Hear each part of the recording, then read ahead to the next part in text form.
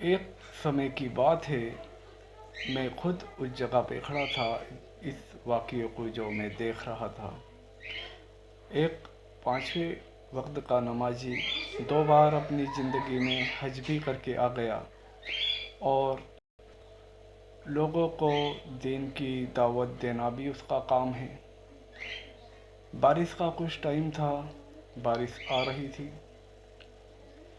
اور ایک گائے اس کے گھر کی طرف بڑھی پانی سے اپنے آپ کو بچانے کے لیے، کہ تھوڑی دیر بیٹھ جاؤں گی یا تھوڑی دیر کھڑی ہو جاؤں گی۔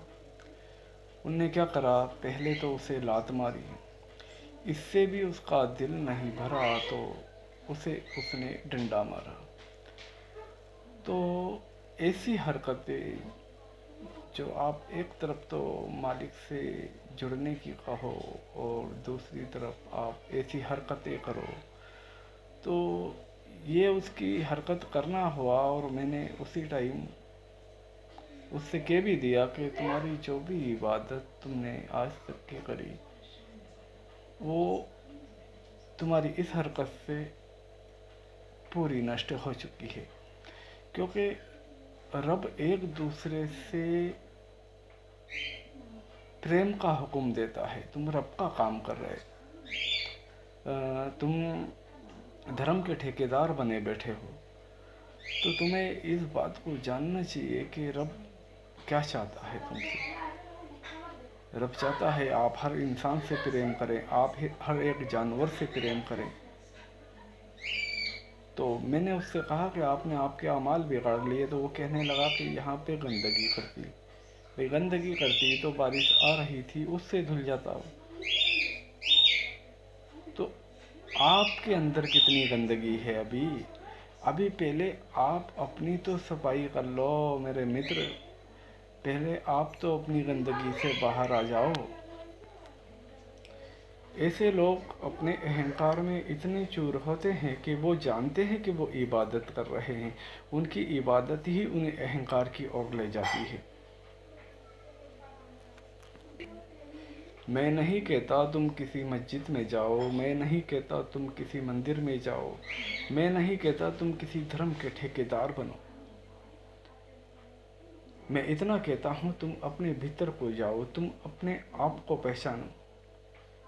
تمہیں رب نے انسان بنایا تھا، تم پہلے انسان تو بن جاؤ۔ میں نے اپنی زندگی میں کبھی اپنے آپ کو کسی جلوس میں کھڑا نہیں پایا۔ جو بھی یہ دھارمک جلوس وغیرہ نکلتے ہیں، میں میری زندگی میں کبھی نہیں گیا۔ میں رب کی عبادت کے لیے کسی مسجد کا محتاج کبھی نہیں رہا۔ میں کچھ سیکھنے کے لیے کبھی کسی چلے میں، کبھی کسی جماعت وغیرہ میں نہیں گیا۔ میرے کو جاننے کی خواہش تھی، میرے کو اسے سمجھنے کی خواہش تھی، مجھے خود کو پہچاننے کی خواہش تھی، اور بے شک میرے رب نے پوری کری۔